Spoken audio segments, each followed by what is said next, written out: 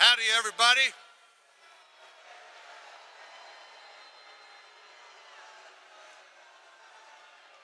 Chairman Rinaldi, Vice Chair Parks, delegates and alternates to the largest, most powerful, and most conservative political convention in the country. I come here today with a little news for the media.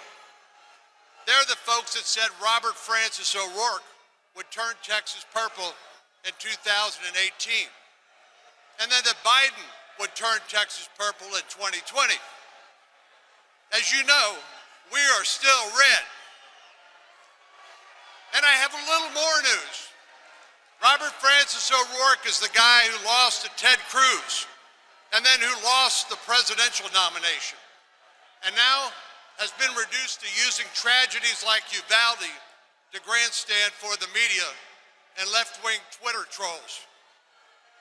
Let's face it, Beto is not turning Texas purple. He's not turning it green or any other color for that matter, because our governor will wipe the floor with him and end his political career once and for all.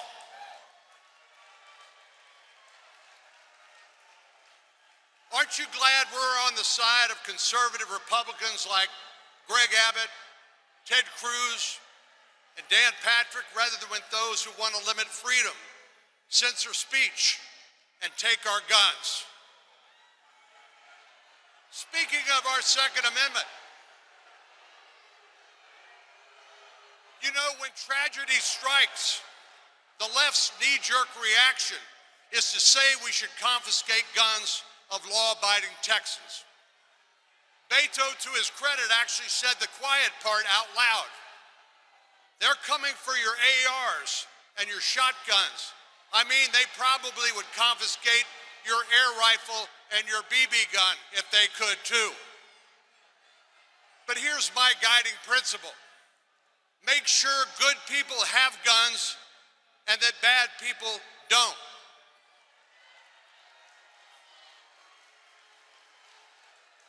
I'm passionate, as you are, about something called the United States Constitution. I have sworn an oath many times as a judge, as Attorney General, and now as a United States Senator. And every time I swore that I would protect it, and I meant it. That's why I take seriously our constitutional right to keep and bear arms.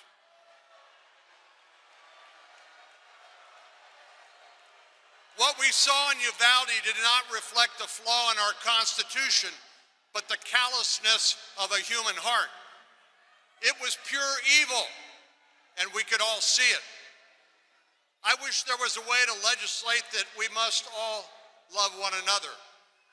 But as long as evil exists, so must the Second Amendment. And if we're going to change anything in this country, it should not be the right of law-abiding Americans to keep and bear arms. That's what I made clear to my fellow senators who approached me asking me to work on mental health and school safety legislation. I said, let's see if we can find a better way of enforcing existing law and keeping guns out of the hands of criminals and the mentally ill. But I will not, under any circumstance, support new restrictions for law-abiding gun owners. That will always be my red line. And despite what some of you may have heard, the framework that we are working on is consistent with that red line.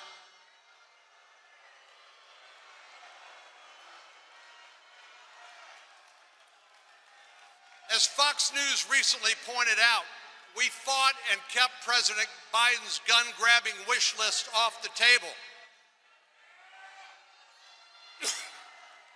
Democrats pushed for an assault weapons ban.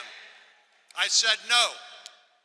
They tried to get a new 3-week mandatory wait period for all gun purchases. I said no. Universal background checks, magazine bans, licensing requirements, the list goes on and on and on. And I said, no, no, 1,000 times no. So you might ask, what is on the table? More mental health resources, more support for our schools, and making sure that violent criminals and the mentally ill cannot buy a firearm. That primarily means enforcing current law. That's what I've heard from many of you here today and this week, and that's what we're working on, nothing more and nothing less.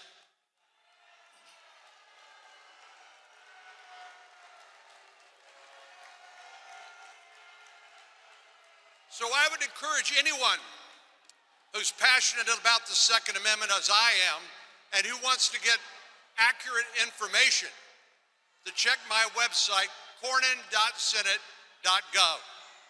And you can then actually read what my positions are rather than rumor and the Twitterverse.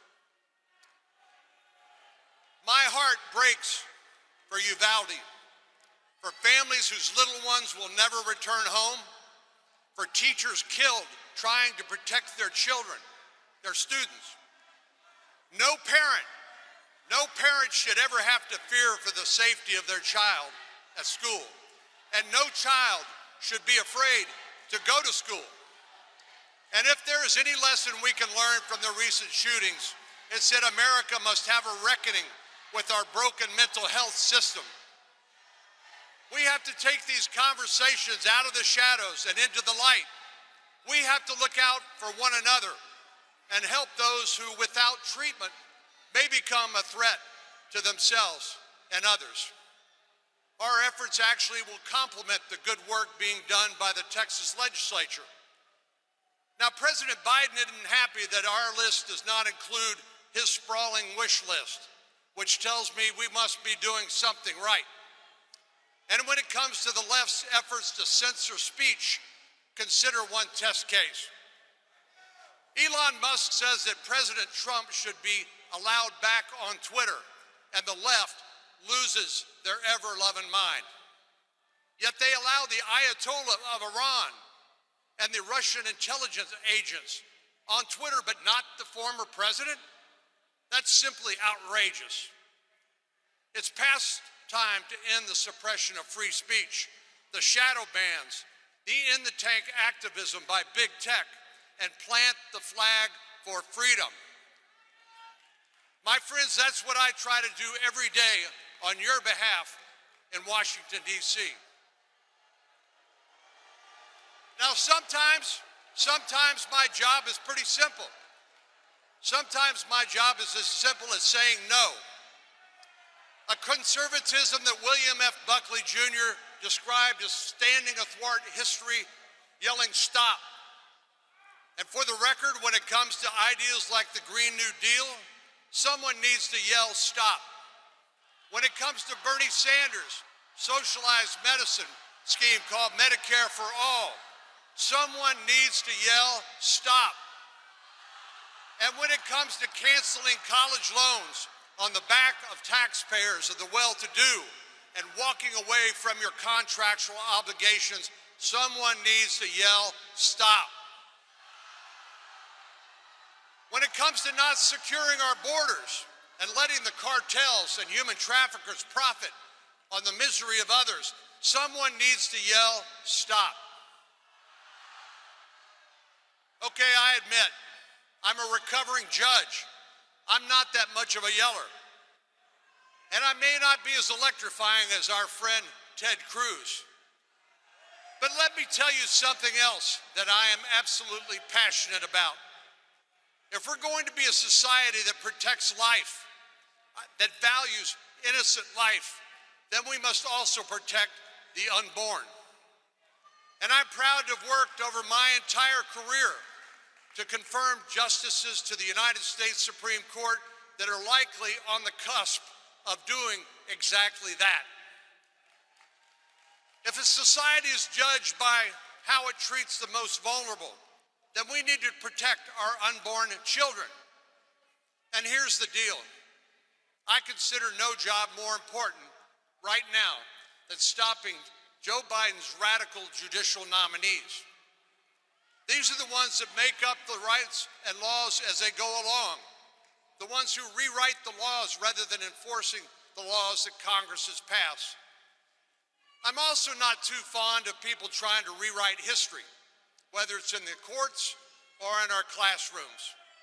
Let's stop churning our children into casualties of the culture war, and let's get rid of divisive lunacy like critical race theory. And let's be clear to the corporations who try to appease left-wing agitators. If you go woke, conservative customers will let you go broke. We see what happens when the woke mobs take over our cities. It's not just the protest violence, which is bad enough, it's the protest policies. They actually make things worse. Boneheaded ideas like defunding the police. If you defund the police, you unleash violence.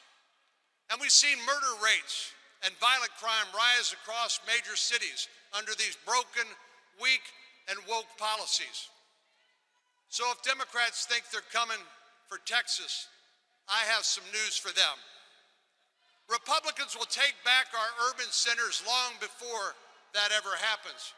Because no one, Republicans, Democrats, or independents, want to feel unsafe in their homes, in their schools, or their neighborhoods. Oh, by the way, while Democrats play identity politics, we are engaged in idea politics.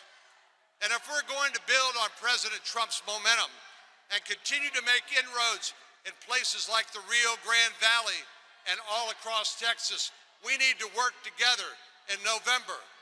And Joe Biden makes our job easier every day. If you can't afford to buy a new car, or even a used car for that matter, if you can't afford to fill up your gas tank, let alone find baby formula, then maybe, just maybe, it's time to elect new leadership.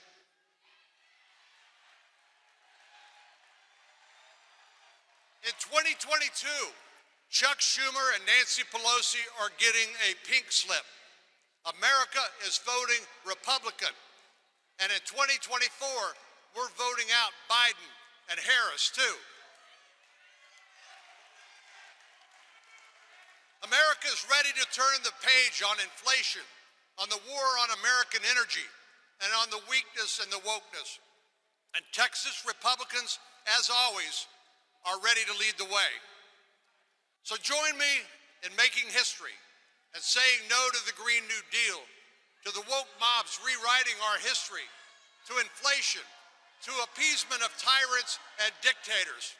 So let's take our country back, starting with Congress in November. Thank you, God bless you, and may God continue to bless our great state of Texas.